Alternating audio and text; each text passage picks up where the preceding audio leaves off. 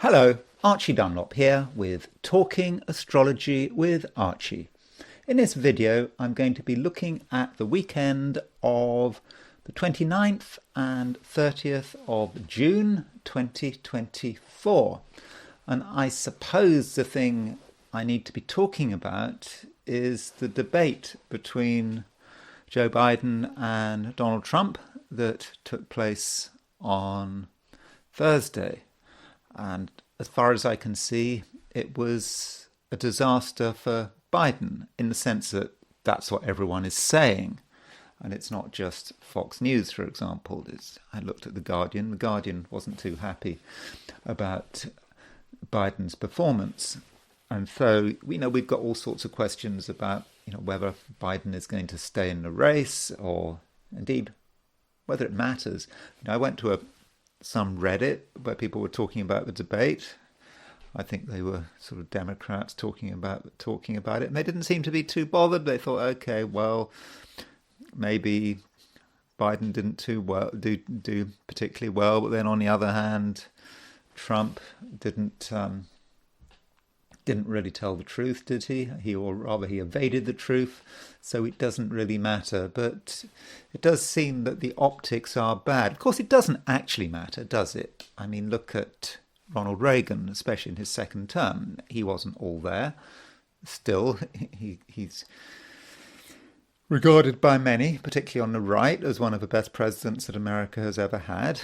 Or George Bush Jr. I mean, George Bush Jr. There's nothing wrong with George Bush Jr.'s brain in a cognitive sense, but intellectually he probably wasn't up to it in terms of being president of the United States. But it didn't matter because he had other people running the show, like Dick Cheney and the neocons, and so he didn't have to be all there. And likewise with Joe Biden, there are other people running the show. It doesn't really matter, but still, it's not good. It's not good optics, and I'm sure that people are thinking that he does have to be replaced. Now, I did look at this debate a few weeks ago when it was first announced. I mean, I didn't really go into great detail about it. I just noticed that the moon had made its last major aspect to a major planet, a major traditional planet, before leaving Pisces. The moon was just moving to a conjunction of Neptune. Didn't strike me that a great deal was going on. But I perhaps hadn't looked at it in closer detail. Maybe it was all really very obvious, the fact that we have Saturn exactly on Joe Biden's IC, his transiting Saturn. Remember, Saturn is going stationary retrograde. I probably also should have looked at Jill Biden's chart, because I've noticed that some people are blaming her. Now, I've also heard that she really wanted her husband to go for a second term. I don't know why. I don't know whether that's true, but it's something I've heard. And so there's the question of, why did Jill Biden let him do it? Why did she, allow him to put himself into this incredibly dangerous position? And so I think it might actually be a good idea to look at Jill Biden's horoscope, because there are some things going on that are certainly worth noting. And another thing I wanted to consider, the day. We look at lunar returns and solar returns. Solar returns tell us something about the year. Lunar returns tell us something about the month. But what about the day? What if we want to get an idea about what a day is like? Such techniques actually do exist, and I wanted to play with them today. And one technique you can use is you can use the phase angle. So, for example, you can look at your chart and you can look at the angle between your sun and your midheaven, or perhaps between your sun and the ascendant at birth. So you can look at that angle, and then when that angle repeats, and it repeats every single day. So, for example, if I'm born with the sun square my midheaven, every single day there will be a time in that day when the sun is square the midheaven. And so I thought it might be interesting to look at the phase angle of Trump and Biden for that day, for this day when they had the debate. Now you have to sometimes look at the following day. So, for example, if the phase angle happens at, I don't know, 11 at night one day, then you would look at the previous day to work out what's going to happen on the next day. But that is what I do want to look at. I also quickly want to look at something that happened in 1908, a long time ago, which was 1908. That would be, 116 years ago? I think it was on June the 30th, 1908 in Siberia. There was a Tunguska explosion when a meteorite, I think, went into the atmosphere. It broke up. It was as if there was a nuclear explosion over Siberia. It was with that kind of force. And we have an approximate time, and I just very quickly wanted to look at that chart. But first of all, I want to look at the astrology and the I Ching for this weekend.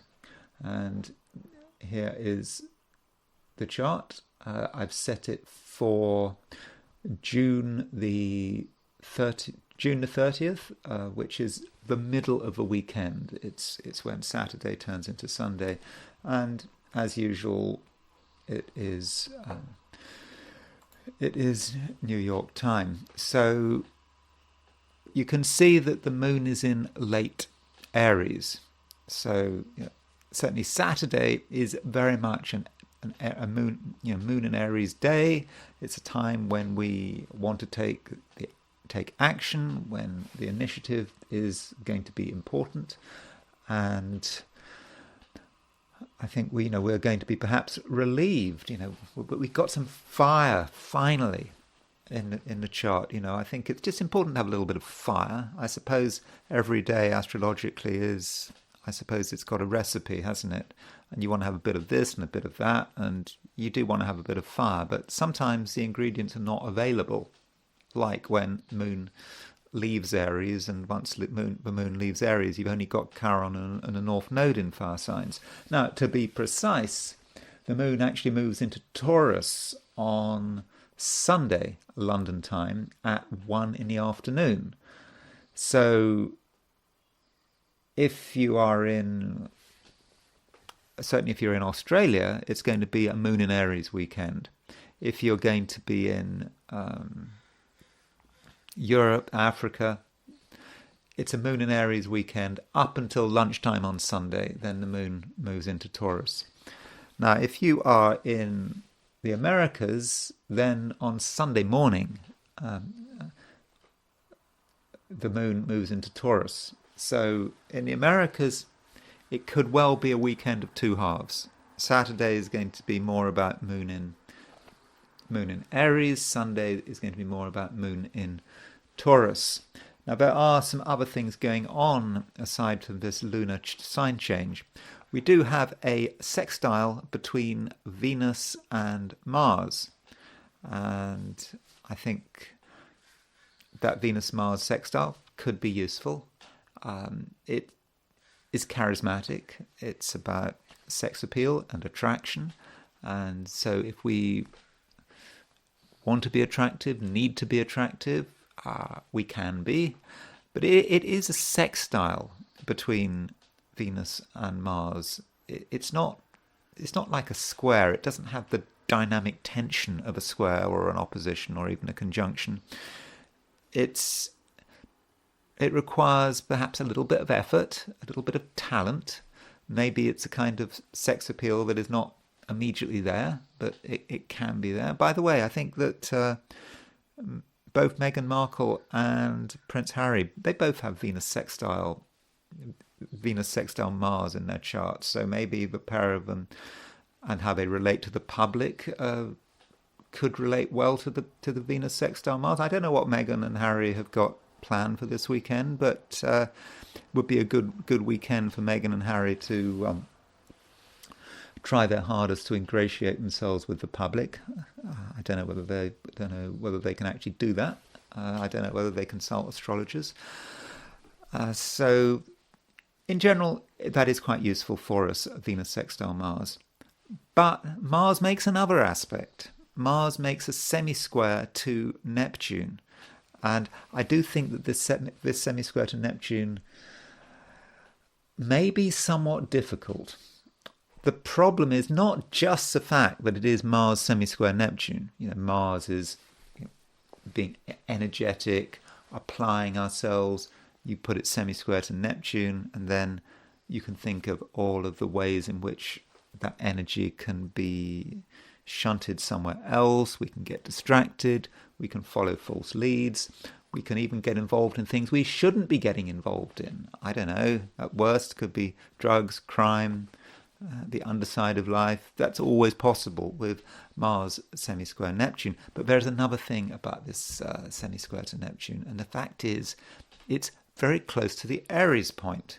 So Neptune is at 2956 Pisces, really close to 0 degrees Aries. Okay, it doesn't actually go into Aries because Neptune is about to go retrograde. But Mars is 45 degrees from the Aries point. So that is quite crucial. And it may say something about the world and how people are using force, are perhaps being the victims of force. It's unpleasant. And I suppose we have to think about people who do have busy Aries points. I mean, for example, Vladimir Zelensky, he's got his own Aries point aspecting the Mars-Saturn midpoint. So this Mars semi-square Neptune is going to be aspecting Zelensky's Mars-Saturn midpoint, so it could be difficult for him. I don't know what he's doing. If he's got any sense, he'll stay out of Ukraine. But he seems to defy gravity. That man, doesn't he? So that's something to watch out for. And perhaps most importantly of all, Saturn is going stationary retrograde. It's coming to a halt at 1926 Pisces. You can see, actually, on this chart, this is set for Sunday, there is Saturn, 19 degrees 26, but you see a little R next to it. That's something new. Now, I think that Saturn stationary retrograde, that was the reason, of course, why Biden messed up the debate. Saturn stationary retrograde, so close to his IC, the most private, personal point of his chart. Saturn really messed things up for him, I think. I think that's the main reason why, astrologically, that's really what I noticed. Well, it may have something to do with Jill, but I'll be looking at that very soon. And on Sunday, there's not so much going on. As I already said, the moon moves into Taurus. Also, Mercury makes a sextile to Uranus. So there's Mercury at 25 Cancer, and it is making a sextile to Uranus at 25 Taurus. So could be some excitement, some ideas. Things may occur to us, and we may get information we weren't expecting. It's also an opportunity to say things in a rather dramatic and surprising way and to grab everyone's attention. So that's Sunday. Okay, the moon, having gone into Taurus, does make a square to Pluto, and I suppose you could say, well, that's sort of quite intense, and some of us might find it difficult to express our feelings, but of course we might have very powerful feelings. Now, turning to the heliocentric picture,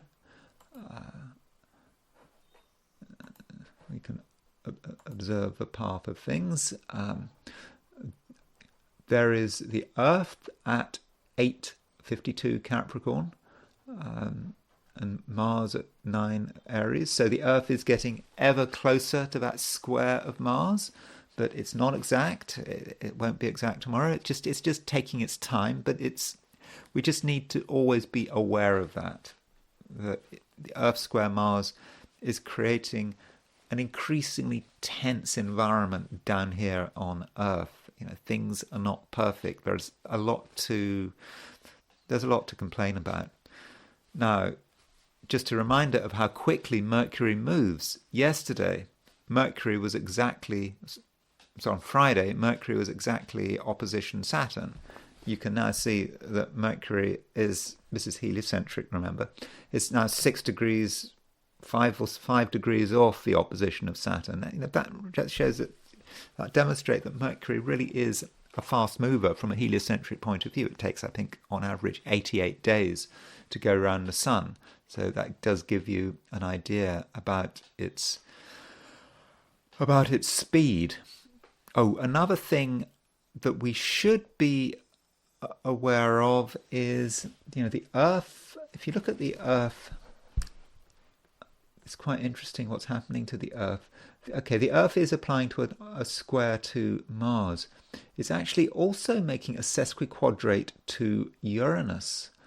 Now that sesquiquadrate is going to be exact on Saturday, and that does suggest that for many of us, or maybe not for us, because we're private individuals, but for the world at large, it could be quite a tense weekend. We know that we've got Mars semi-square Neptune. We've got Saturn retrograde. From a Mars semi-square Neptune from a geocentric point of view. We've got Saturn retrograde, obviously geocentric. Planets don't go retrograde, heliocentric. So that creates tension. And we've got Earth sesquiquadrate Uranus plus Earth semi-square Mars. So, yeah, it's going to be a difficult weekend. Not necessarily for us. We'll probably be fine. But for the world at large, things are tense, I would have said. Okay, so that is the heliocentric picture. And I'm now going to look at today from the perspective of the 12 signs. So these are my forecasts for the 12 signs for today, not for today. It's a weekend, isn't it? These are my forecasts for the 12 signs for the weekend of the 29th and 30th of June 2024. Aries. I think in many ways Saturday is a stronger day than Sunday. I say stronger rather than better because I'm really suggesting that there's more stuff going on, for better or for worse. Now, the moon is moving through Aries. It's nice for the moon to be moving through Aries, which is your sign. So with the moon moving through Aries, you're going to be feeling that things are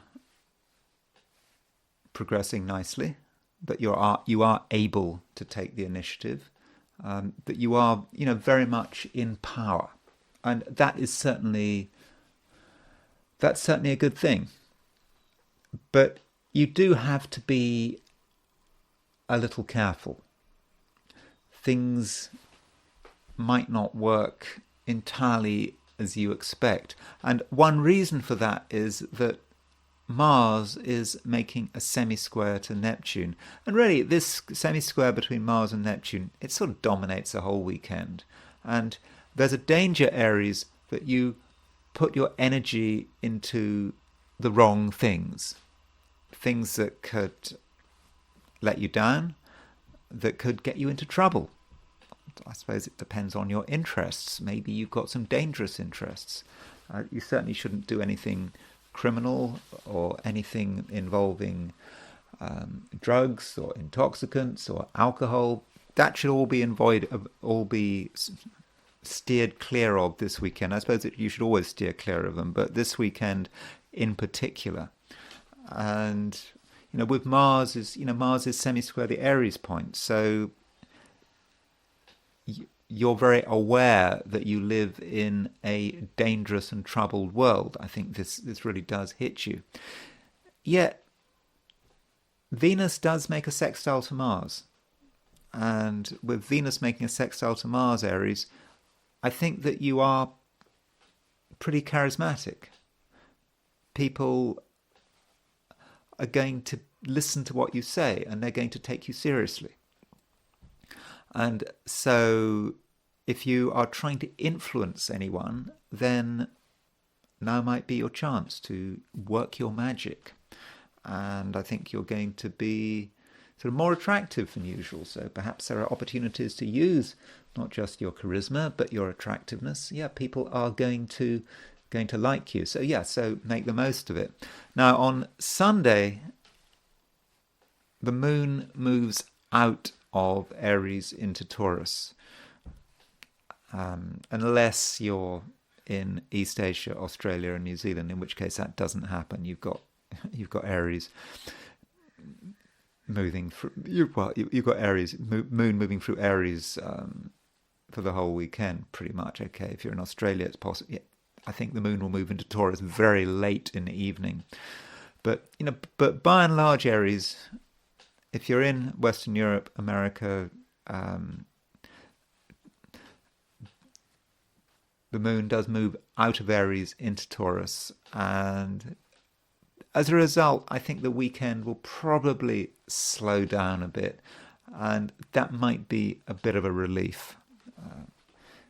There won't be so much pressure on you to take the initiative, and you might want to focus on sort of perhaps organizational or financial matters, or just making sure everything's in order. Maybe you just don't have to do anything. I mean, the sign Taurus does have a lazy streak, and so perhaps after a busy Saturday, you might want to spend Sunday relaxing.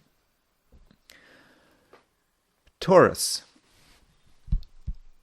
The moon does move into your sign on Sunday, but on Saturday the moon is in Aries, and this might mean that from your perspective you might just feel that on Saturday you don't really want to do much. You just might feel that you can do things your own way. You can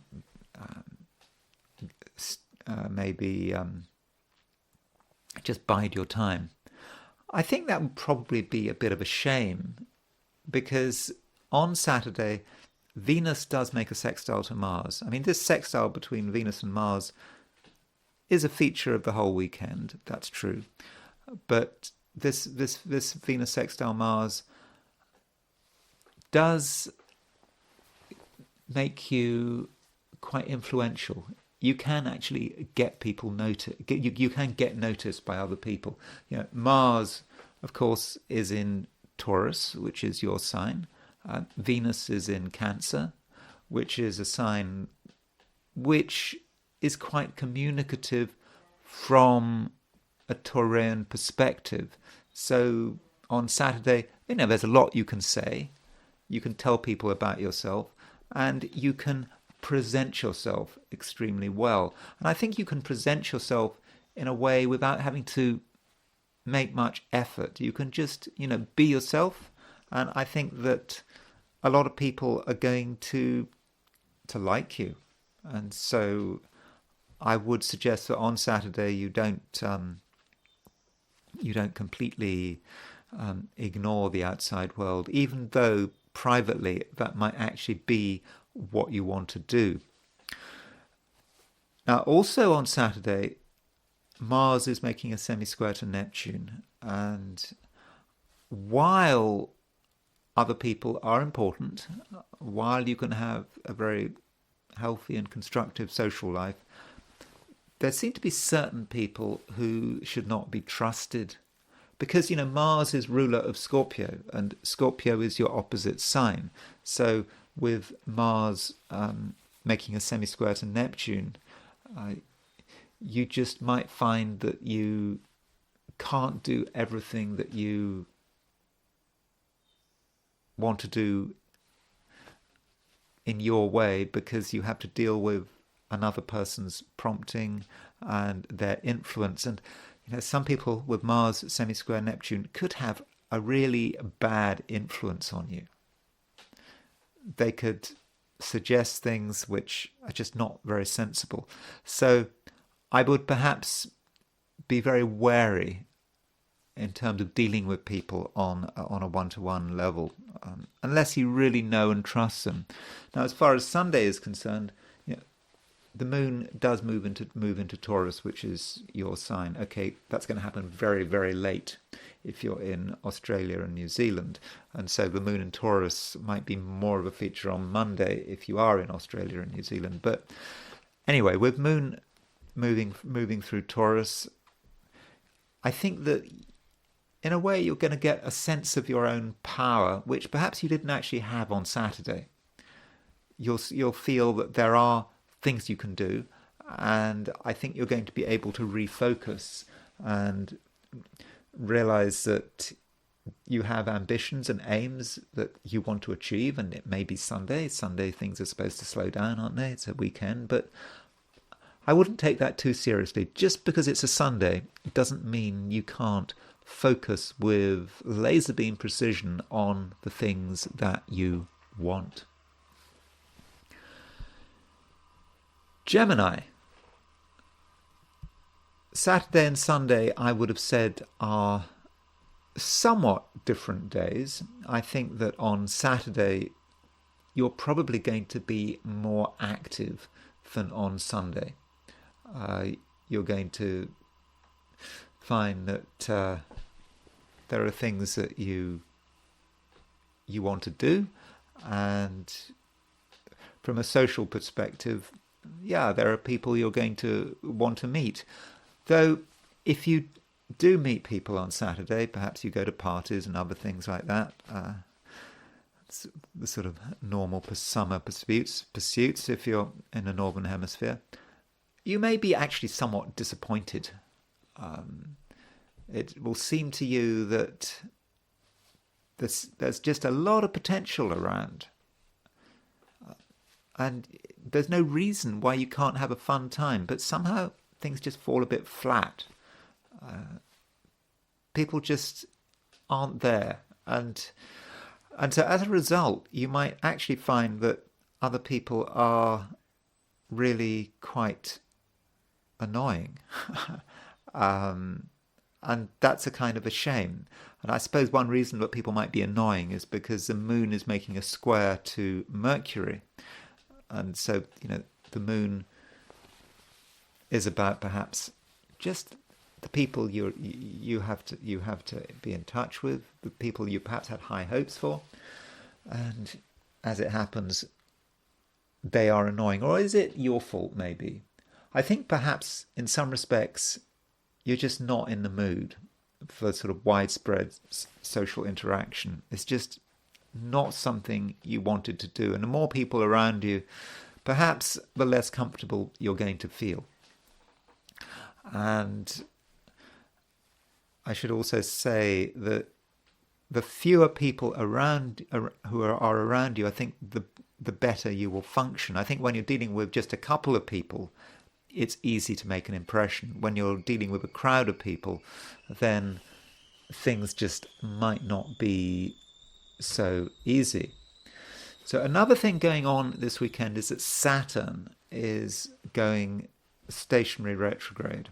And I think that could be important for some Geminis, particularly if you are born, I don't know, sort of,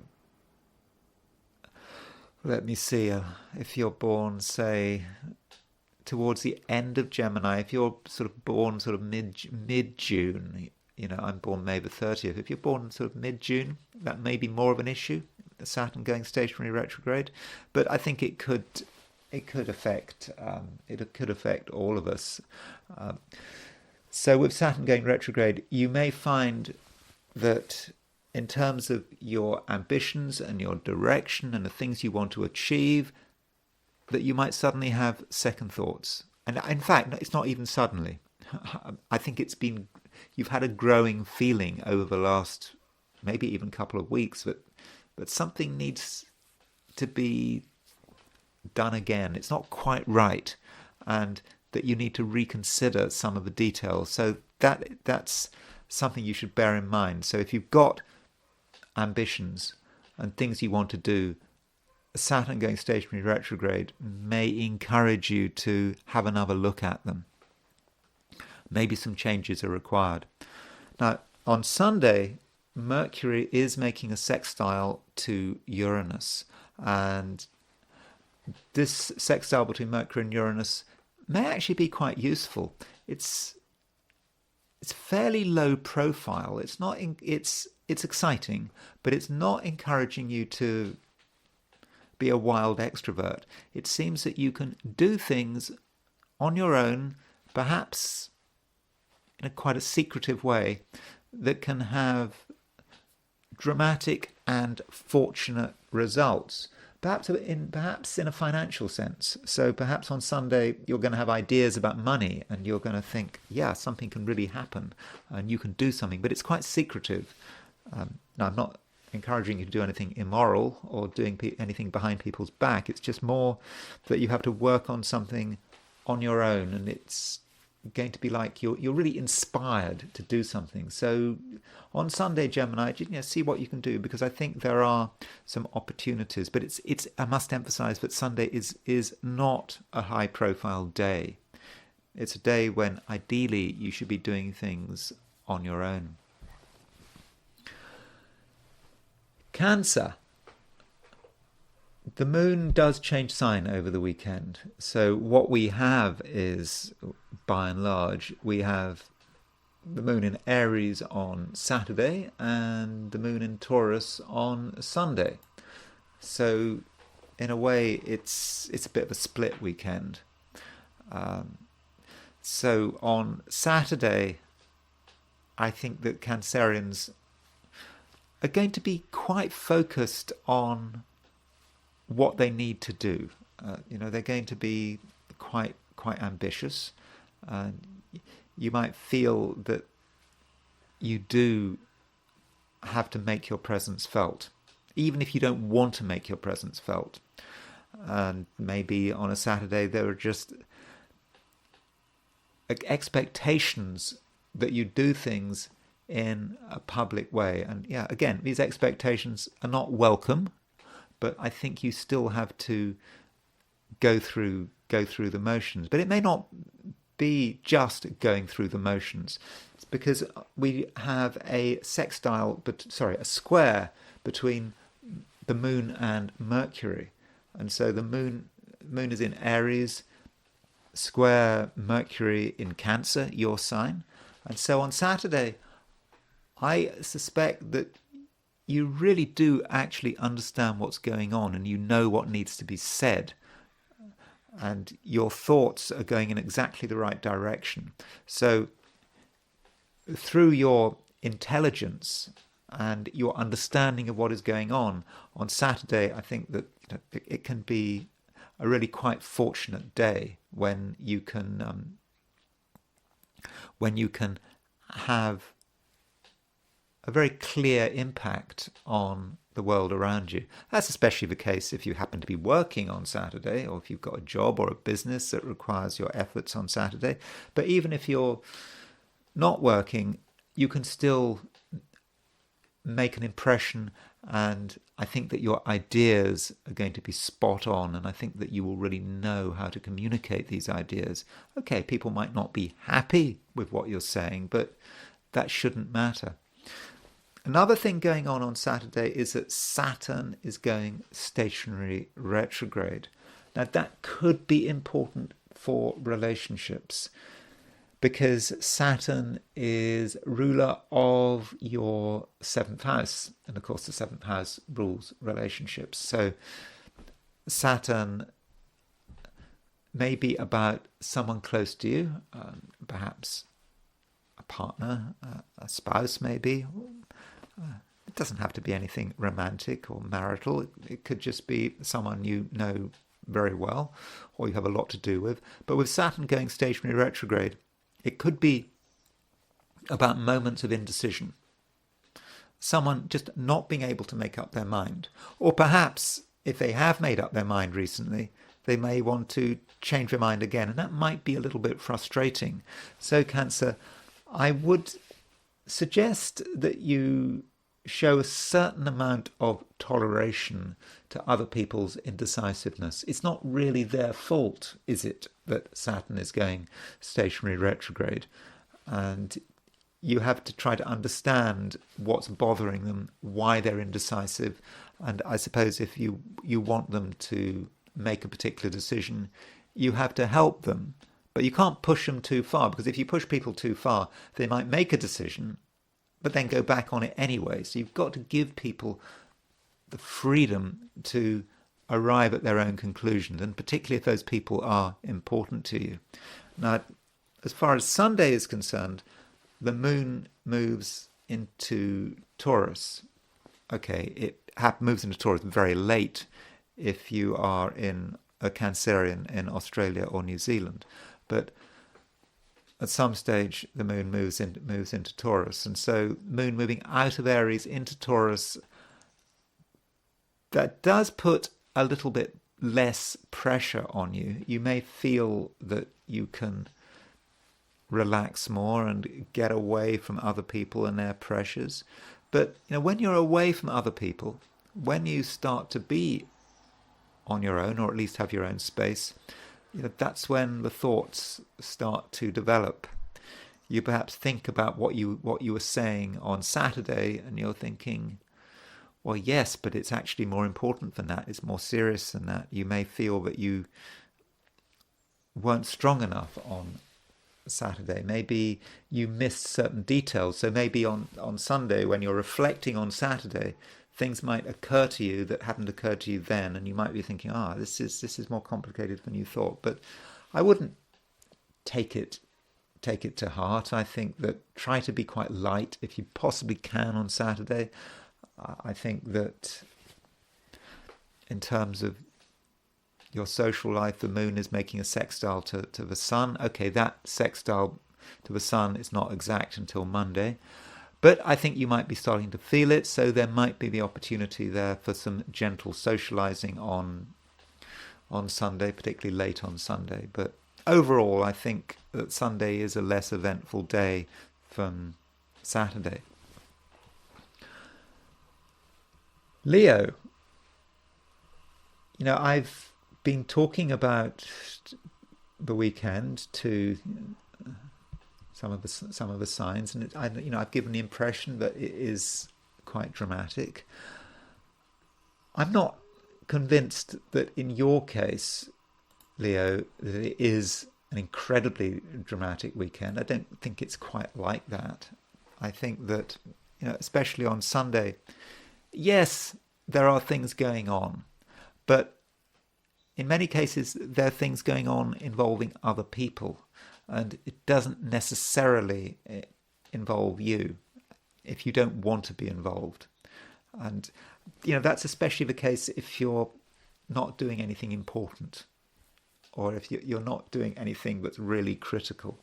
Now, if you are doing anything critical on Saturday, it might be a different picture. So, for example, if you're doing anything business orientated on Saturday, or you're working on Saturday, okay, that might be a bit different, because there is a 45-degree aspect between Mars and Neptune. And so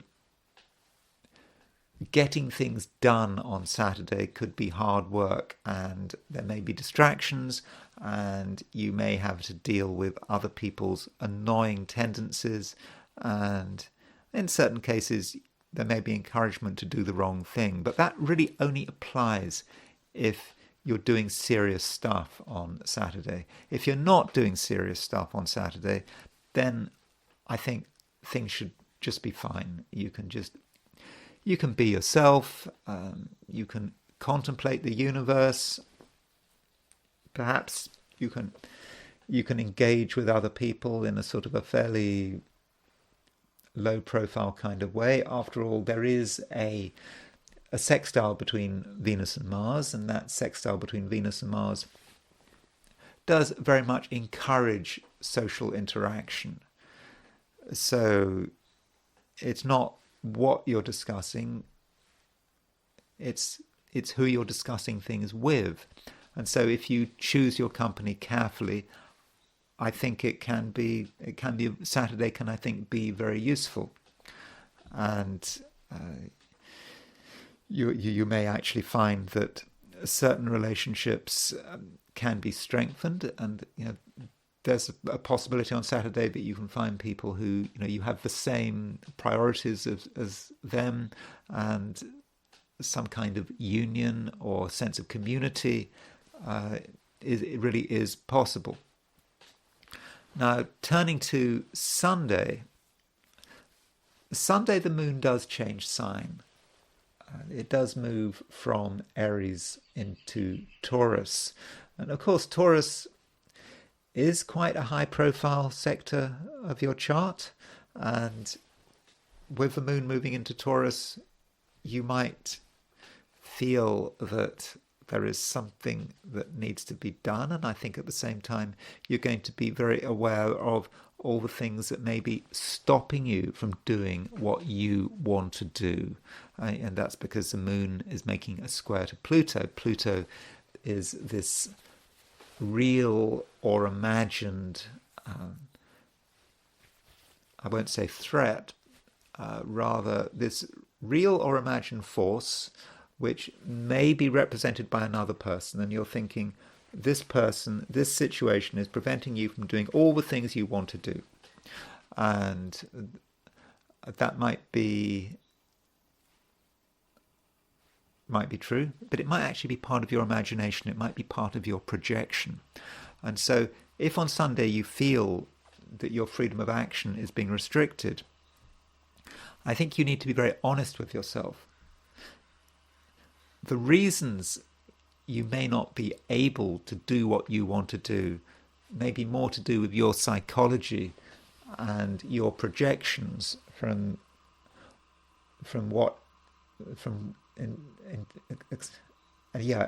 not be about anyone out there.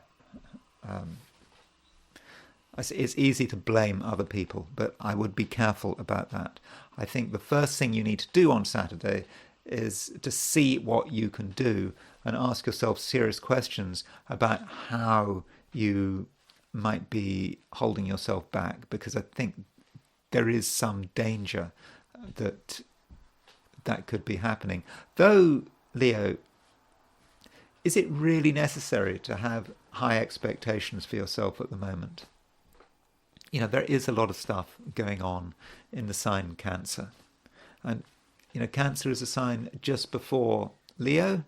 So it's almost like that you're waiting for things to move into Leo. And while you've got all this stuff in Cancer, it is a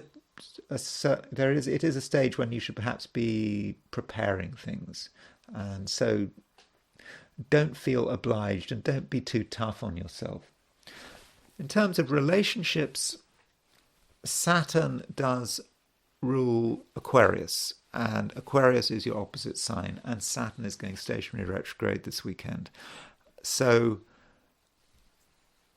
when you look at some of the important relationships in your life, consider the possibility that partners and others are not really in the mood for making decisions, and it's possible that they may change their mind.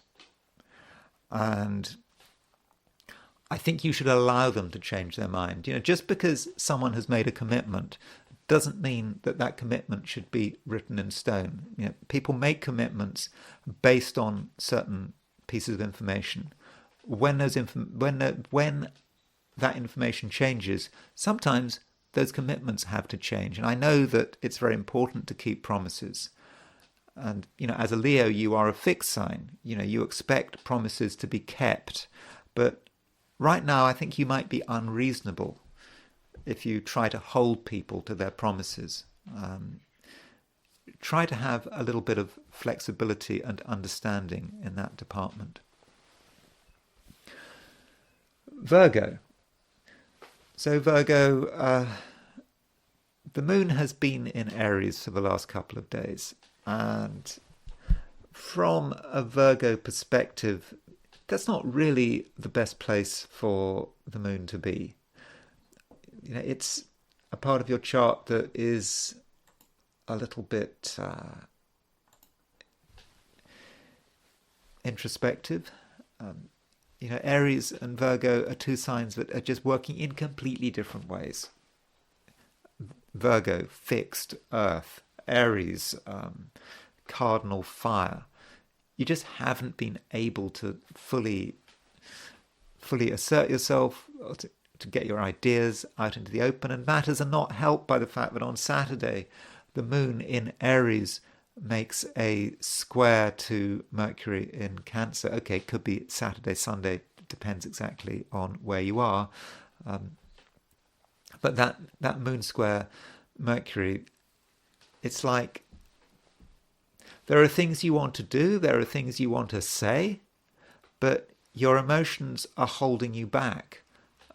Your emotions are kind of stepping in and saying, "Hey, I'm here. Don't forget me. I know there's stuff you want to do, people you want to talk to, but don't do it because I'm more important." So in a way, Virgo, your emotions are going to be demanding attention. And you perhaps have to negotiate the situation. It's kind of an internal negotiation. You've got to honor your own feelings, but you can't let your feelings completely hold you back. I mean, that would really grind you to a halt and would be completely frustrating. And so a bit of internal negotiation could be important. And I do think probably, Virgo, that Sunday is going to be a better day than Saturday. I mean, Saturday is certainly an active day. It's a busy day for the whole world. There's just a lot of things going on. But from your perspective, Sunday is more interesting because on Sunday, Mercury makes a sextile to Uranus. So Mercury is your ruler. It's sextile Uranus, so that provides some excitement and perhaps some inspiration. You get ideas about what you can do, what you want to do, what you feel is appropriate, and there might be something happening that you just weren't expecting, and you can take advantage of it.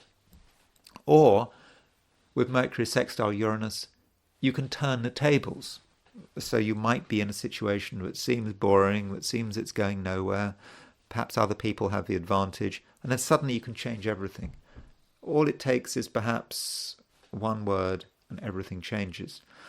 And then also on Sunday, the moon moves out of Aries and into Taurus. Now, when this happens does depend on your time zone. Happens at 1 o'clock in the afternoon in London. Happens 5 in the morning on the West Coast in California. So it kind of depends where you are. But when the moon moves into Taurus, things change. I think that you feel better. The moon is moving into an earth sign. Virgo is an earth sign. You feel that you're getting your power back. And the moon, as it moves into Taurus, makes a square to Pluto. And I think perhaps that moon square Pluto is about your intensity. And I think it has been pretty intense over the last couple of days of the moon being in Aries. But suddenly you can actually use this intensity and actually harness this intensity to sort of make things happen, to maybe create real change around you. Okay, in the first instance, that change might be somewhat routine, literally changing routines.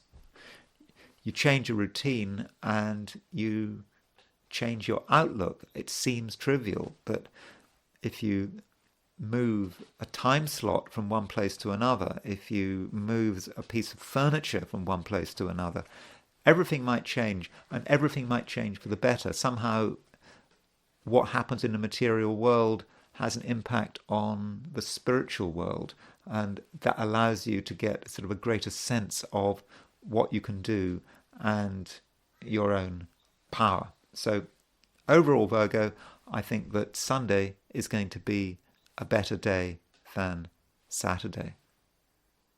Libra. This weekend there is a sextile between Venus and Mars, and I do think that this sextile is good news. So, Venus is your ruler, and it's making a fortunate aspect, a sextile aspect to Mars, and I think that this Venus sextile Mars does give you a lot of charisma, and it also gives you power. know, Venus is your ruler, and when it is sextile this powerful planet Mars, things can really happen, and it's about things being brought to bear that come from the depths of your soul, the depths of your emotional being. And so this power does not come from outside, it comes from you. And so if you want things to happen this weekend, you really can make them happen. And this is especially the case on Saturday, though I do think that this sextile between Venus and Mars does dominate the weekend. And so if there is anything you're not happy about, then I'm confident that you can change it. But it's not about having to be super aggressive or to throw your weight around. It's about being yourself and being clear and decisive. Once you're clear and decisive, people will pay attention to you. It's when you are not sure what you want that you become vulnerable. So I don't know, Libra, if you think back to situations in the past where you may have been manipulated or you may have done things against your will, the underlying reason might have been because you were indecisive. You weren't sure what you wanted. And there are some people who really feed on that. They can pick up on people's uncertainty and they can push things their way. So I would suggest, Libra, that you start the weekend by being very clear about everything. So if you can see any discussions coming up in the short term, start to work out what your position is and then stick to that position. Because, we live in a society where decisiveness is a virtue. Even if I suppose you're decisive about the wrong things, I suppose that's possible. But in general, be clear and don't sit on the fence. And in that way, you'll be able to take full advantage of this sextile aspect between Venus and Mars. Also, this Venus sextile Mars does make you attractive and appealing, and people are going to just like you and gravitate towards you without you having to do anything. You don't have to make much of an effort. You have to make a little bit of an effort because it is a sextile. It's not a conjunction. So a bit of effort is required, but not much effort. It's not a big deal. You don't have to go out of your way to make yourself attractive and appealing and charismatic.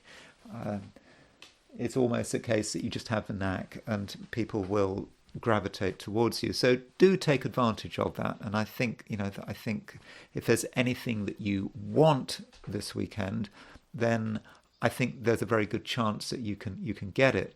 Now, on Saturday, the moon is moving through Aries, and Aries is your opposite sign. And you might, at first sight, think that that's a little bit of a problem, but it's not a problem. Just because the moon is in Aries, a sign that's associated with other people, doesn't mean that you don't have power. Because, you see, when the moon is in Aries, it means you understand another person's point of view.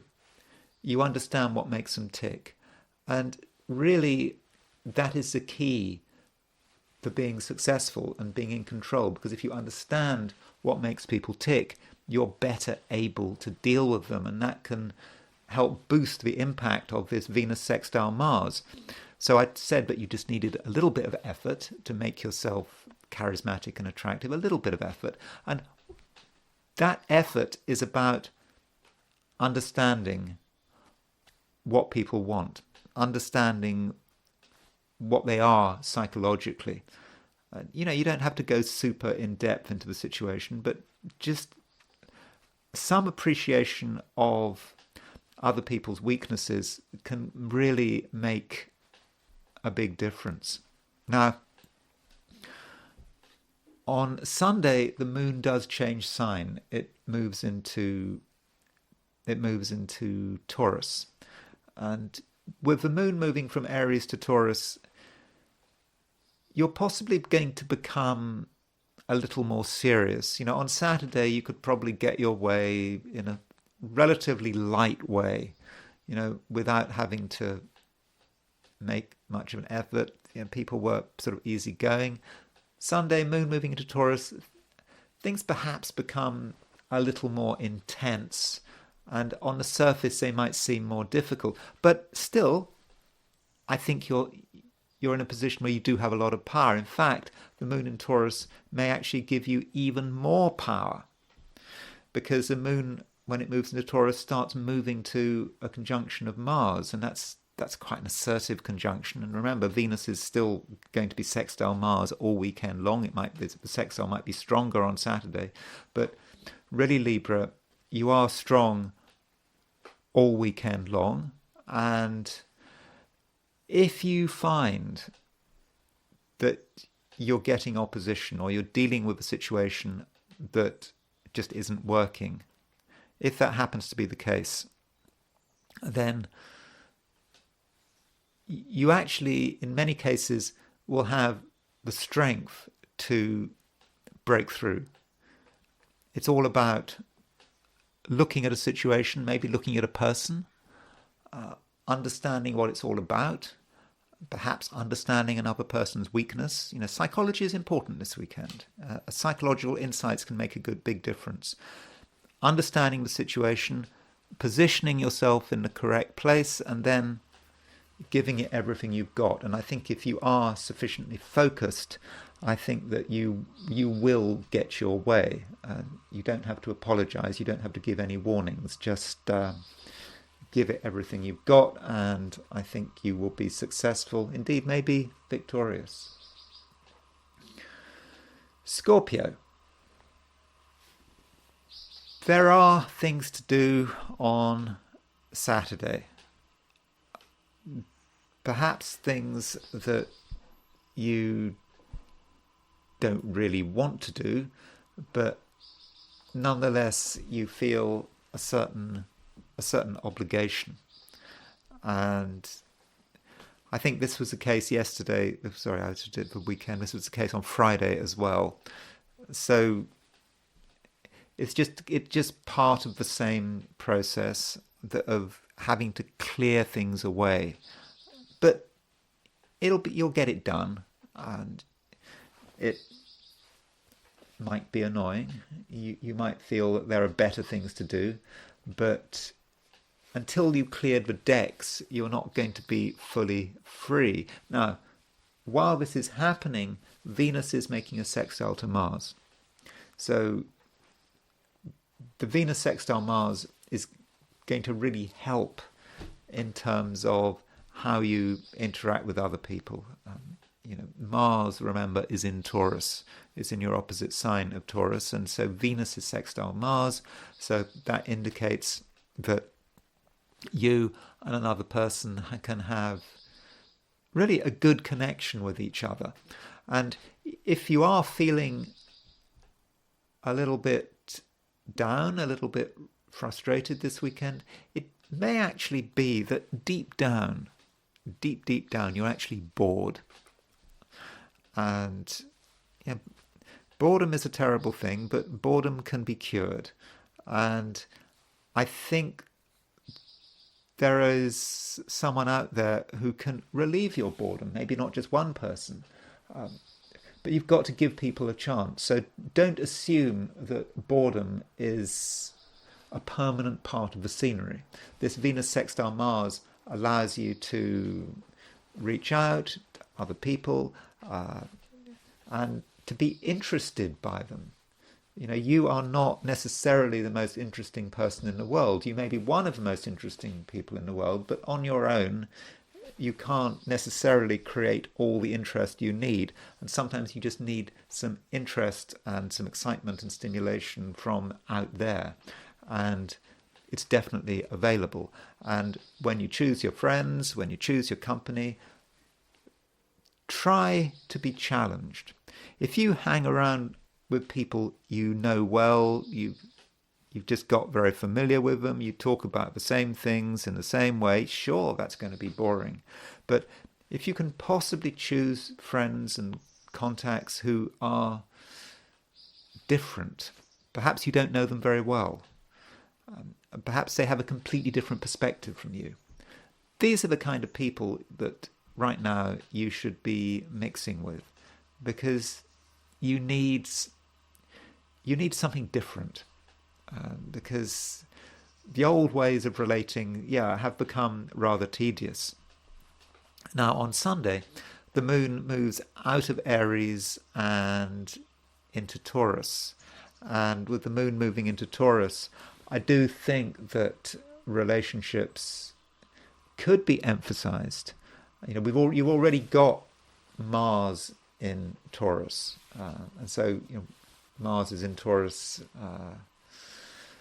for a few more weeks, and so with Mars in Taurus, you're feeling that you have to consider what's going on in the outside world, and now Moon is moving into Taurus. You can't be self-sufficient. I know you'd like to be self-sufficient. Many Scorpios do want to be self-sufficient, but I don't think you can pull it off this weekend. You need outside stimulation. That really does matter. And perhaps you need other people to remind yourself of your fundamental grounding, because on your own there's nothing to relate to, and you might actually feel like an untethered hydrogen balloon just goes up in the sky, goes up into the sky and disappears. You need people to ground yourself and to remind yourself of who you are, because when you're with people, you can see the differences between you and them, and those differences do help to define you. One final point I should make is that Mars, which is your ruler, is at around 15 degrees. It's around 15 degrees Taurus, which is 45 degrees from the Aries point, and of course it's 45 degrees from Neptune. And with Mars semi-square Neptune, some Scorpios may be vulnerable to temptation. Yes, you need other people, but certain people can't be trusted. And you're a Scorpio. You're supposed to be intuitive and sensitive. And if someone is not to be trusted, you should know that. It should be obvious to you. Your emotions should be telling you. But still, you might ignore your emotional promptings. So be careful when dealing with anyone who has an agenda. It could be a salesperson. It could be someone you know very well, but wants something from you. So be careful. And at the same time, with Mars moving, moving onto this central point, 15 degrees Taurus, which is 45 degrees from the Aries point. Mars on Aries, Mars aspecting Aries point. That's about you in the world, you relating to the world. And I think actually, Scorpio, there could be things that really make you angry about what's happening in the society in which you live. I don't know what you can do about this anger. It's very difficult to change the world, particularly over the weekend, but still there are things to make you angry. And so maybe you should be thinking about what you can do to make the world better, at least in terms of your small part of it.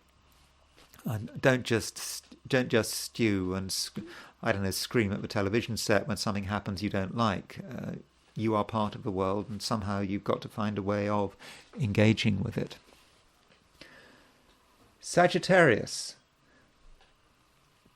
don't underestimate your charisma and your ability to have an impact on other people. This weekend, charisma is an important issue. who is controlling who is calling the shots, who is pulling the strings. And I think that this weekend you do have the capacity to have an influence on people, and you're probably going to have a good understanding of emotional realities. This understanding of emotional realities has actually been quite strong over the last few weeks because, we've had all these planets moving into Cancer. We've got 3 planets moving into Cancer. Clearly you are influential, and I think that people are going to listen to you. Okay, most people will listen to you. I think there's one person who won't listen to you this weekend because the moon is making a square to Mercury, and so with moon square Mercury and Sagittarius, there might be a time when you're trying to talk about or express your fundamental creativity, but someone disagrees with you or someone makes nitpicking criticisms, and you don't really have to put up with that. You are in a position to assert yourself, and if some people don't appreciate you, then you don't really have have anything to do with them. You can move on. There are other people there are other people out there who think that you're wonderful. So don't underestimate yourself, and at the same time, don't be complacent. You have created a place for yourself in the world, but things change and things move of their own accord, and one thing moves, another thing moves, and as you move into Sunday, you might look around you and you might think, hold on, this is not how I expected to be. I didn't realize that things had got out of control a little bit. Maybe on just a physical level, just objects being in places they shouldn't be. And so as you move into Sunday, you might come to the conclusion that some reorganization is required. And I think you're going to be able to do it. You're going to have a clear idea about where things should be, and through your reorganization, you can actually feel in yourself clearer about what you want and what you want to achieve. Because if there's piles of things where they shouldn't be, are you actually going to be able to achieve anything? And probably in that case, Sunday is probably going to be a quieter day than Saturday, when you're not going to feel any great need to be with other people or to be, out there in the world. The one thing that is happening this weekend, but I probably need to point out, is that Saturn is going stationary retrograde. So with Saturn stationary retrograde, it may actually provide further evidence that things need to be reorganized, because Saturn is going stationary retrograde in Pisces, and that Saturn in Pisces does have an impact on your home and where you live, and it makes you think again about where you live and how where you live is organized. It may also have an impact on your family. So that whole complex of your home and your family is possibly going to be influenced by Saturn going retrograde. And you may look at things again. And what you thought was in good shape, now you realize that it's actually not in particularly good shape, and that things need to be changed. And you're perhaps changing your mind about some quite important issues. It may actually be that you're changing your mind about where you live, or it may be perhaps a property you thought looked wonderful now doesn't look quite so wonderful, or some aspect of your living arrangement, you want to change it. And there is certainly an impulse to change it, but I wouldn't be in too much of a hurry. And in fact, Saturn is going retrograde until November the 15th. So that is a long time. So what's that? July, August, September, October, what's that? 4 months. So for the next 4 months, in terms of home and family, you need to look at what's going on around you. Don't rush, don't jump to conclusions. Just because something looks bad or you feel it needs to be changed right now, don't do it. I don't think. Wait until November. Let the next 4 months be a time where you can sort of reassess your living arrangements and how you relate to your family. And I think that by November, when Saturn does go stationary direct, you'll be in a better position to make up your mind. Capricorn. Saturn is going stationary retrograde, as I was just telling Sagittarius. And for you, this is important, because Saturn's your ruling planet. Now, Saturn goes stationary retrograde every year, so in that sense, it's not a particularly big deal. But that time when Saturn is going stationary retrograde is important. It's not just that Saturn is going retrograde until November the 15th. It's the fact that right now, Saturn is coming to a standstill at 19 degrees 26 Pisces. And for many Capricorns, it might actually feel that they are coming to a standstill. And I don't mean that necessarily in a negative sense. Sometimes it's a good idea to just stop what you're doing. Just sit and watch, and the world is now coming to a standstill. Maybe even time is stopping. Okay, time never stops.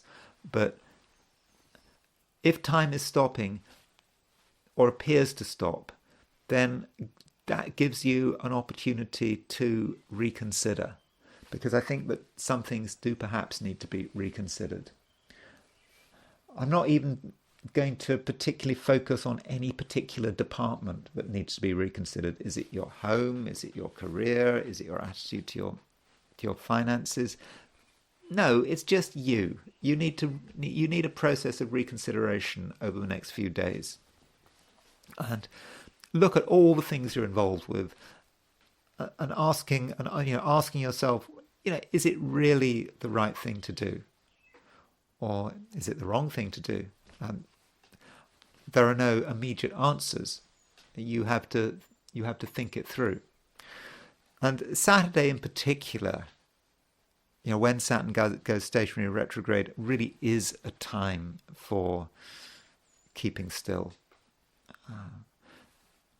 Sunday, Saturn is still stationary retrograde, still not moving, but Sunday is a slightly different day, especially in Europe and the Americas, because the moon will be moving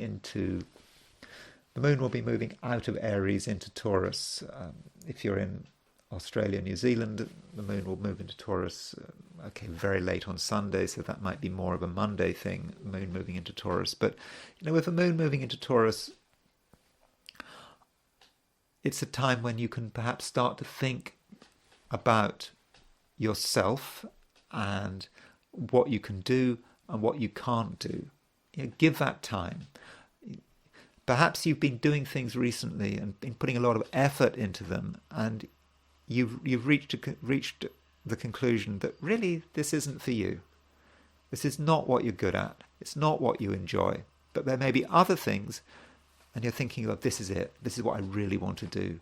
And perhaps on Sunday you can start to to think about this and start to become aware of something that you are really good at. And if that awareness comes your way, then I think that you should really build on it. So overall, it's not actually a particularly dramatic weekend, at least on an external level. But on a more private level, I think there is a certain amount of action and reflection. And so the decisions you start to make this weekend could be very important. But I'm not saying that after the weekend you will have made up your mind about everything. Not, of course not. It may take you a few weeks to get your bearings. And just remember that Saturn is stationary retrograde. It will be stationary retrograde for a bit of time.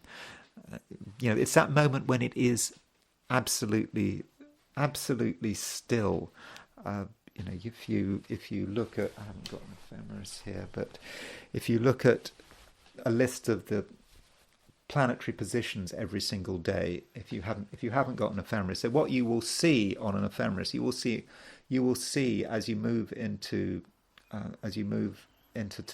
this weekend, Saturn getting closer and closer and closer to 1926, and then for a few days it will just stay on 1926 day after day after day, and then finally Saturn will start to gather speed and it will start to go backwards at a faster and faster rate. So that moment of standstill, use it, because it's a time where everything has stopped, where you can see things absolutely clearly, and this is your chance to make big changes. These are big changes that on the surface people aren't noticing. People don't know what's going on, but you as a Capricorn, you do understand that something really important is unfolding. Aquarius,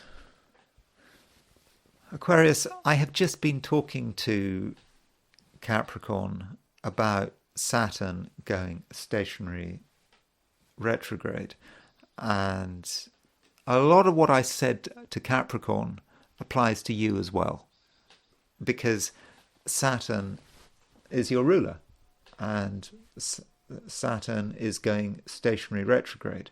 So as I was telling Capricorn, it is a time where things are standing still, where you can start to see things as they are. And there are many things that you might want to reconsider. I mean, I'm not going to repeat what I said to Capricorn, so you might want to listen to my piece on Capricorn to get an idea about what it means for Saturn to go stationary retrograde. So as far as the specifics of your sign is concerned, I think that with this Saturn going stationary retrograde, it might have some impact on your finances, because Saturn is going stationary retrograde in Pisces, which is a very financially orientated sign from an Aquarian perspective. And so it might be a good idea this weekend to start to reconsider your attitude to money and how you have been spending money or not spending money. And you might have thought you'd understood something about your finances, but then on reflection, you might actually come to the conclusion that really you haven't understood it at all, and that perhaps you need to go back to the drawing board.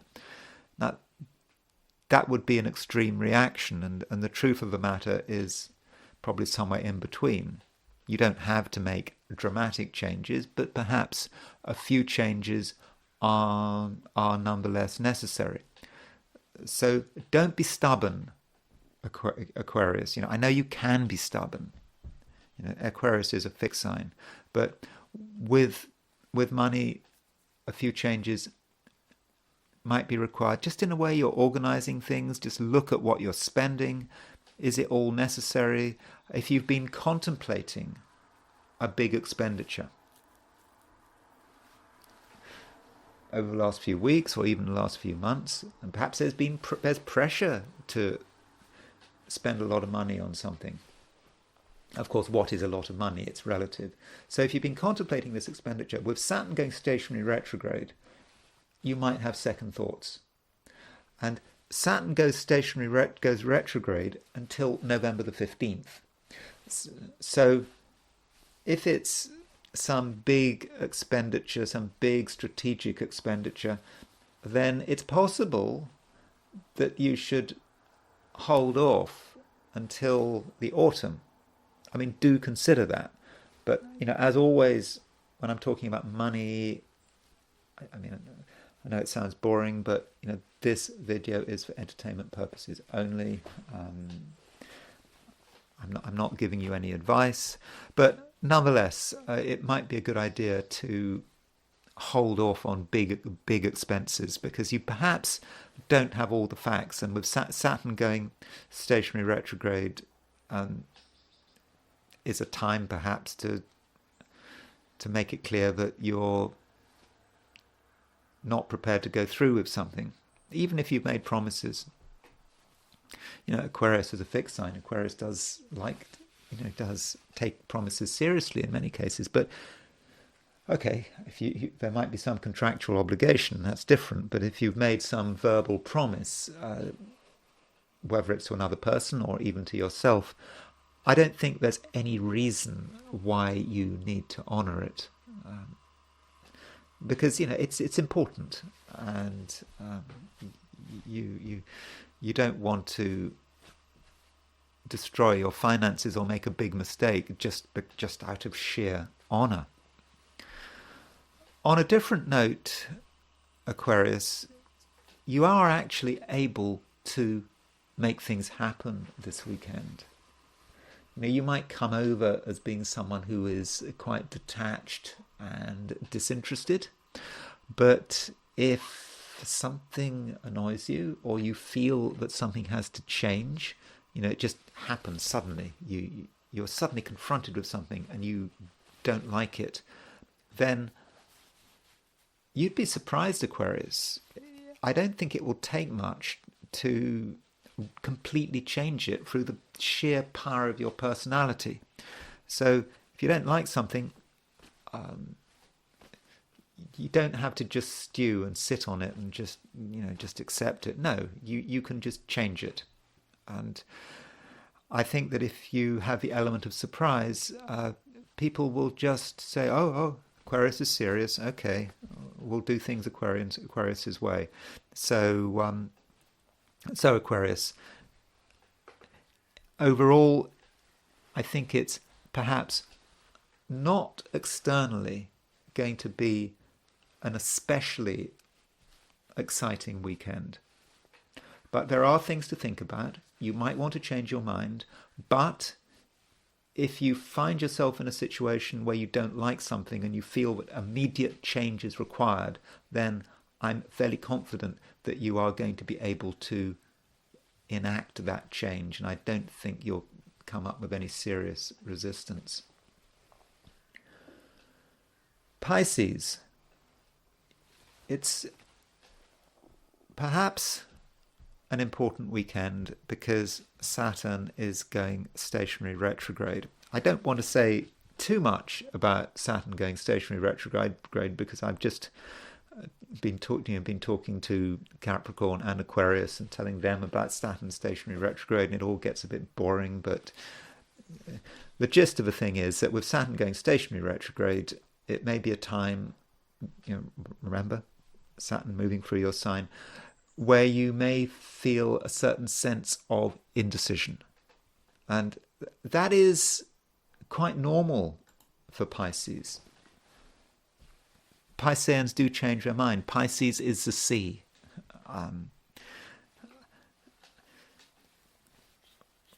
What's it? Titus Andronicus, doesn't he have this big speech? When he start this speech? I am the sea.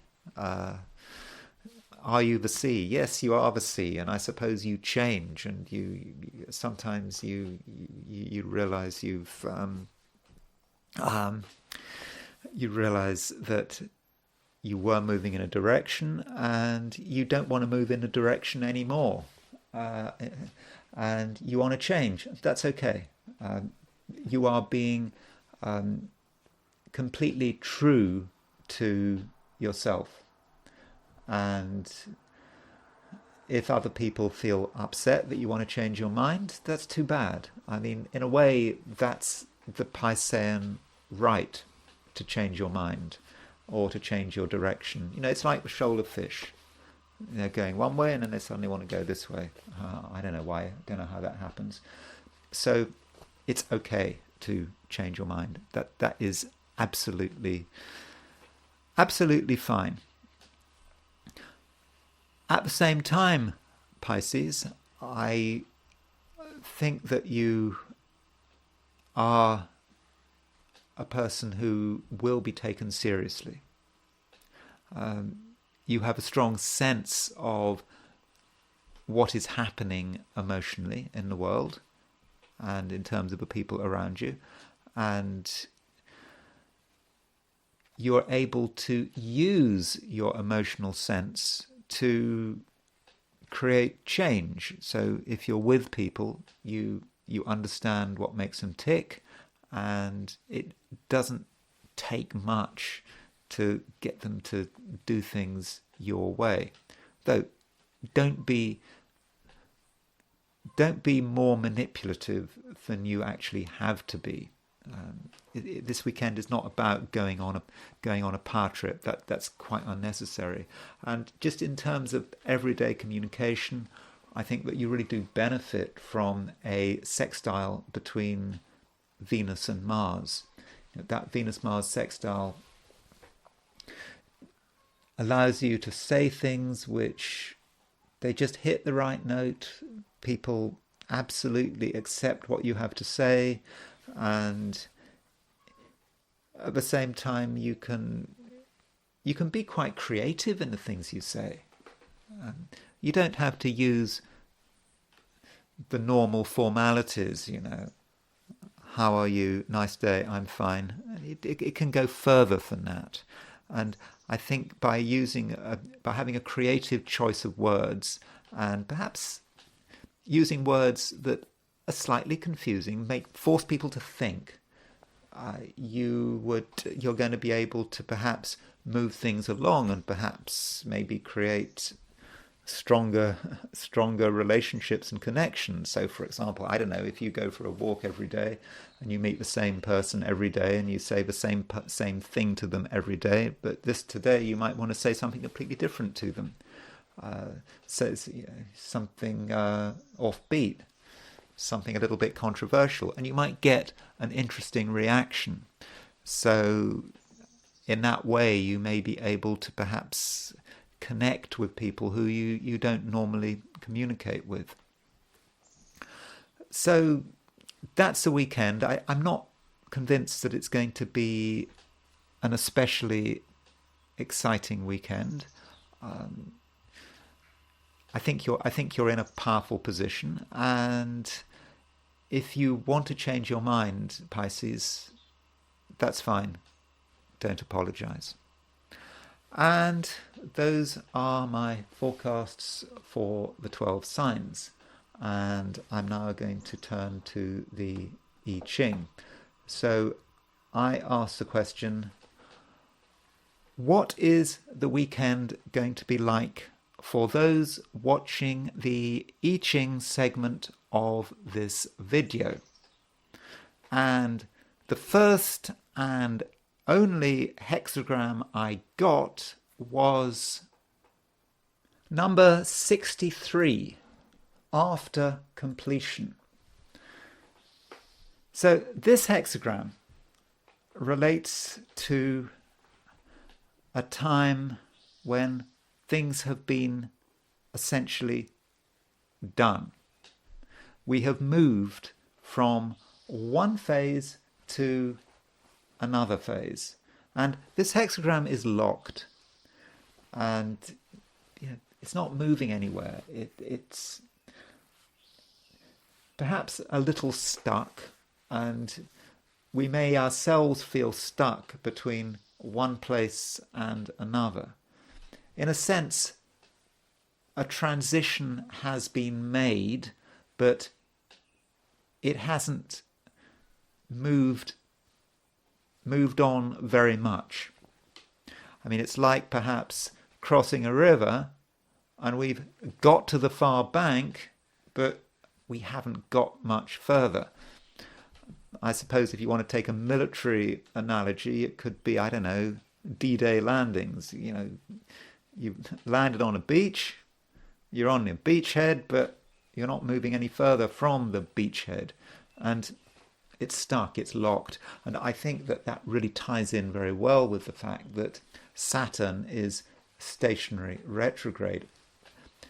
Saturn is coming to a standstill, absolute standstill, goes stationary retrograde on Saturday. And so we have this locked hexagram, not moving anywhere. And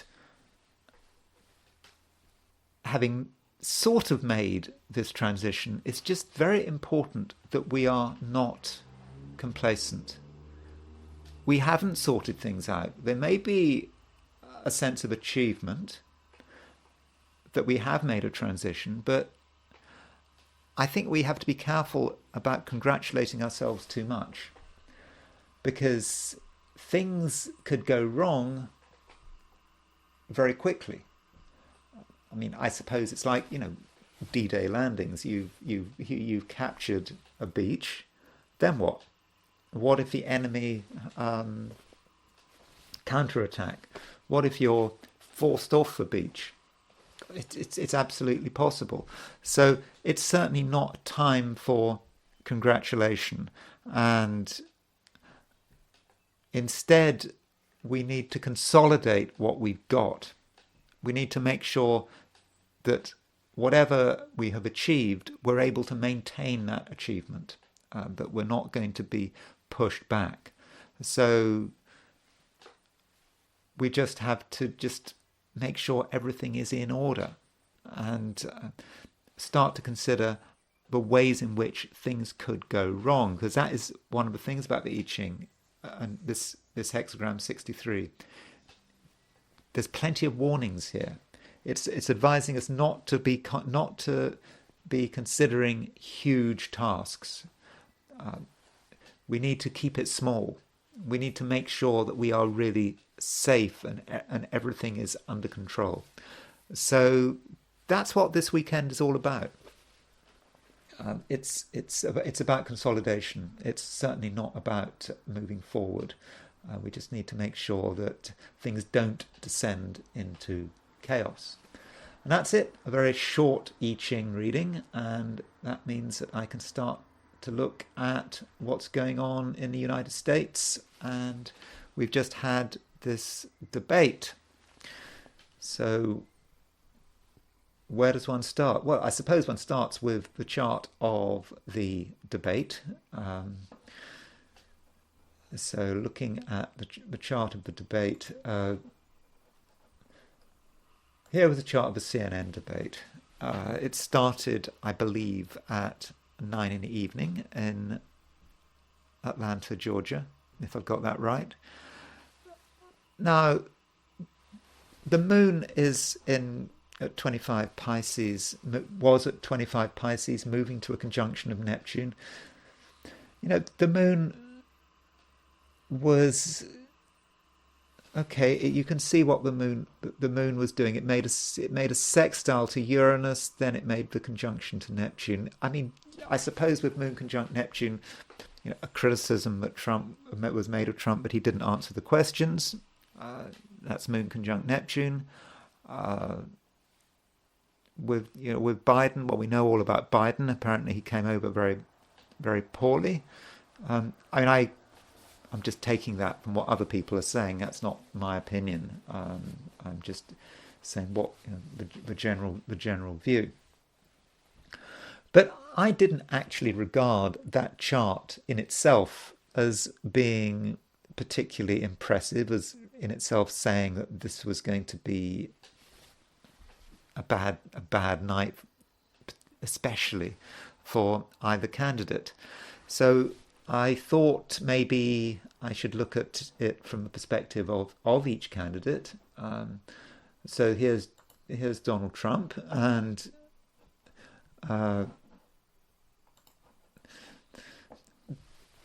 that's how the debate occurred to him. I mean, Donald Trump has at the moment got Uranus on the midheaven. Okay, I know that Uranus is 1 degree off his midheaven, but it's a powerful time for Trump. He really is able to express who he is. Now, that can work two ways, and things can happen. So he may be taking risks all the time. That's possible. But still, he's someone who is able to get attention, and we should be reminded that Uranus is moving towards the square of his Mars. In fact, Uranus is now on Trump's Mars, Uranus is on his Mars midheaven midpoint. So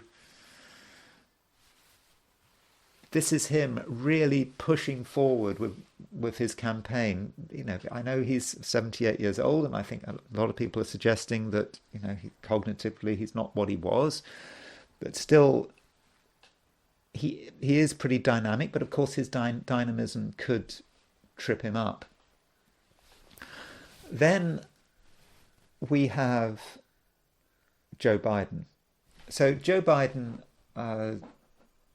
here's his chart, and this is his chart for the debate. And I suppose it was kind of obvious that the debate wasn't going to work for him in retrospect. And very simple, it's a Saturn issue. So this weekend, as I've been describing, Saturn is stationary retrograde. It's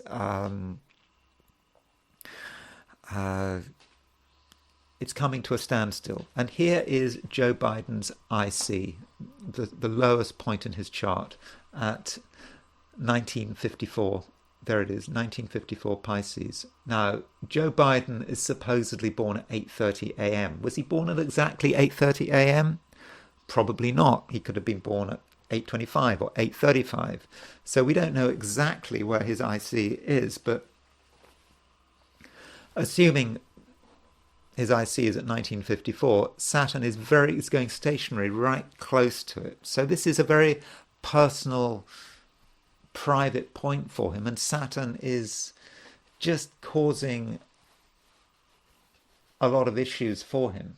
And I think it's sort of perhaps attacking the very foundations of who he is. And I suppose one might be thinking about his family as well, because when we were looking at the conviction of his son Hunter Biden, one thinking of the Saturn on his IC. So that's one way of looking at the debates. There is another way of looking at the debates and asking ourselves, who's in a better position? And we've talked about lunar returns and we've talked about solar returns, but what about returns that relate to the day? So let's just have a look at Joe Biden's chart to show you what I mean by this. So there's Joe Biden's midheaven, 1954 Virgo, and there's his sun at 27 Scorpio. You can see that there's an exact angle between the midheaven and the sun. Now, every single day, that angle repeats. There will be a time every day where the sun and the midheaven have the same angular relationship as they had at birth. So why not look at Thursday the 27th, at that moment when the angles repeated for Joe Biden? So let's find that chart. So this is his this is that precise time when the angle's repeated for him. So we're not really looking so much at the aspects between the planets. We're looking to see if there's anything angular, or whether the angles are at all impacted by anything. So you could say that Mars is approximately on his ascendant, but it's not exactly on his ascendant. I mean, it's not actually particularly dramatic, that chart, but we are looking at a contest in a way. We're looking at Trump's phase angle compared with Joe Biden's phase angle. So we can do this. We can do the same with Donald Trump. So here's Donald Trump's chart. So again, there is his midheaven at 24 Taurus, and there is his sun at 22 Gemini. So if we look at the phase angle for Donald Trump, again, the angle between the midheaven and the sun is exactly the same as it was at birth, but this time it's for the day of the debate. And you can see that for Trump's chart, for today, Jupiter is exactly on the midheaven, exactly on the midheaven. And Jupiter on the midheaven is potentially about success. So that might indicate why Trump won the debate, because the phase angle for that day had Jupiter conjunct the midheaven. And also at that exact time, there was a moon conjunct Saturn just earlier in the day at 10:50, around 10:54 on June the 27th, 2024. Moon conjunct Saturn with Jupiter on the midheaven, and somehow that moon conjunct Saturn seems to say something about Joe Biden, that in a way Joe Biden was the enemy, Saturn was the enemy, and moon conjunct Saturn, that may be his rival having issues. But I think let's keep it simple. The point is Jupiter is on the midheaven at his phase angle, so it's like a return for the day.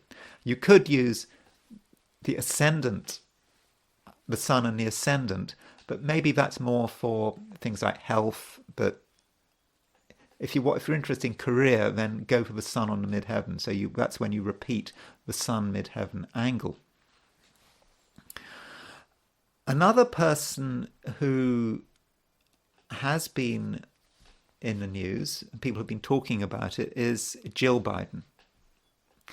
And she has been criticized for allowing her husband to get involved in this debate. And I think we need to look at her chart. So she's born June the 3rd, 1951. And I'm interested in what was happening to her at the time of this debate, because potentially she could have been the one who was hurt the most. Maybe Joe Biden didn't fully understand what was going on, but she was the one who had the responsibility, arguably. And I think I've heard that she really wants her husband to stand for a second term. Maybe this is Gemini out of control. Geminis can sort of be a bit callous. There can be an idea that, let's not worry about these details. Let's just do it. Mind over matter. But looking at her chart in terms of the CNN debate, what was happening at the time of the CNN debate. So Jill Biden, we have a fairly exact time of birth for Jill Biden at 8:50 p.m. in Hamilton, New Jersey. So Jill Biden's ascendant is 1938 Sagittarius. So the ascendant and the descendant is at 1938 Gemini. The ascendant-descendant axis is very much about her, and it's about relationships. And of course, what's happening? Saturn is going stationary direct this weekend, just after the debate. There is Saturn at 19 degrees 26 Pisces. So Saturn is exactly square her ascendant. And in a way, her husband messing up the debate kind of fits completely, doesn't it? Saturn square the ascendant.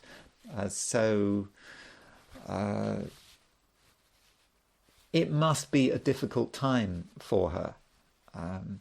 And her ascendant is her ascendant DC line. Her AC DC line is square her husband's MC IC line, and so Saturn is hitting that point. So Saturn is really hitting them both. So I do think it is a difficult time for her, and I think Jill Biden is getting something wrong here. And I think she's starting to get something wrong in a big way. Look at the South Node. The transiting South Node is at 1131 Libra.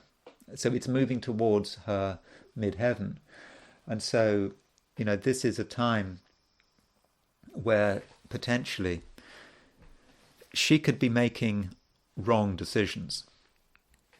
And just through sheer over-ambition. That really is possible.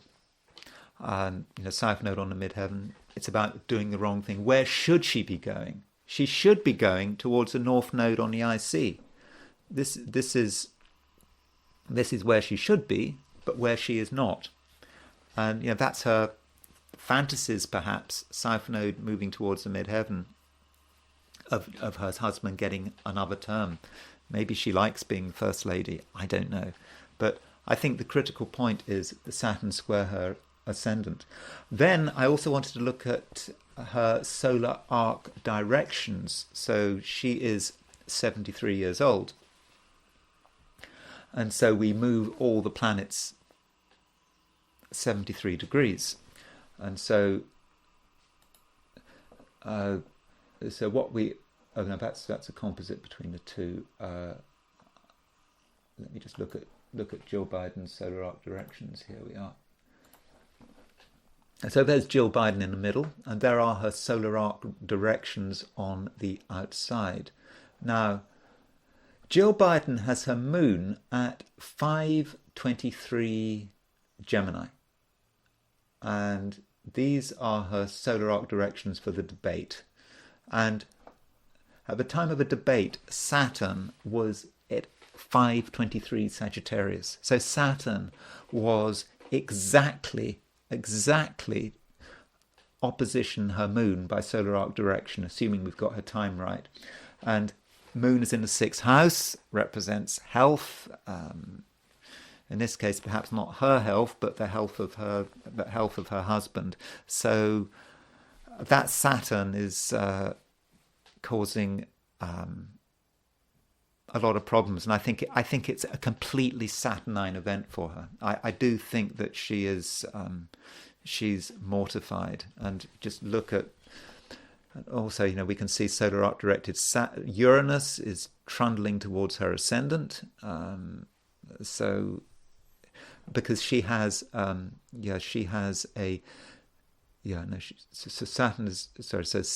Uranus is moving towards the square of her ascendant, and yes, Saturn is opposition her moon. So that doesn't look good. And then we've got Jill Biden's solar return.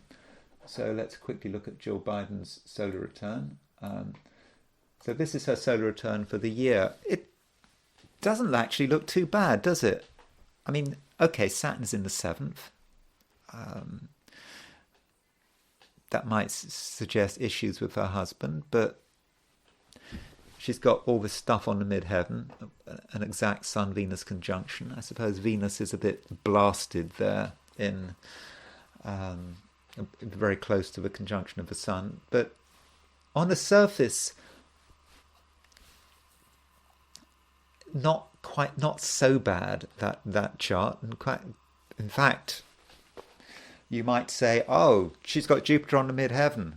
That's a sure sign her husband's going to get re-elected. I mean, you can see it like that, can't you? There's the seventh house. What rules Pisces? Jupiter. It's on the midheaven. Husband getting re-elected. That's how you can read that solar return. However, what about the converse solar return? Now, we've been looking at converse solar returns, and I think we've often found that the converse solar return is more telling than the direct solar return. So she was born in 1951. So this is for 73 years after she was born. So let's look at the solar return for 73 years before she was born. So let's look at her solar return for 1878. And there we have it. Now, her solar return for 1878 is... well, you've still got Jupiter on the midheaven. Close to the midheaven. That's true. And you've got the moon. You have got the moon making a conjunction to Mars, and that could be a bit difficult. But it is interesting, these solar return charts. Both her solar returns have Jupiter on the midheaven. Both her solar return charts have the ruler of the seventh on the midheaven. Now, I'm not showing you these charts because I'm telling you that Joe Biden's going to win the election. I'm just showing you that we've got to look at lots of different things. That this is just one piece of evidence, but there are other pieces of evidence. And I wanted to finish by looking at the event which took place on June the 30th, 1908. So this was when a meteorite sort of exploded in the air over Siberia, and it was of atomic proportions. And it took place on June the 30th, 1908 at 7:17 a.m. in Siberia. And so I thought I'd just show you the chart. So at that time, massive amount of stuff in Cancer. Sun, Neptune, Mercury, Venus, Moon and Mars. There's a Moon-Mars conjunction in Cancer. And I think this is the time, 17:17 a.m. local time. And there is Uranus exactly opposition Mercury at the time of this explosion. And we can also see that there was a Uranus-Neptune opposition, and so this was really triggered. So I think that's quite interesting, the way that explosion hit home, and Jupiter was quite close to the ascendant. And so what about the new moon? We must always look at new moons just before we have a big event. So here is the new moon set for 2 days before the Tunguska explosion. I think, in fact, this explosion, it only killed 3 people, even though it was of nuclear proportions. And I suppose the reason it only killed 3 people is because there weren't many people around there. And so there's the new moon. And what's interesting about the new moon is that at first we don't see anything. We don't see any angular new moon. But then we look at the midheaven. So there's a Uranus on the Uranus midheaven, and so there's a midheaven. It's quite far north, so the Placidus house cusps are starting to break down. So there's the midheaven, there's Uranus, and there's the midheaven midpoint. So the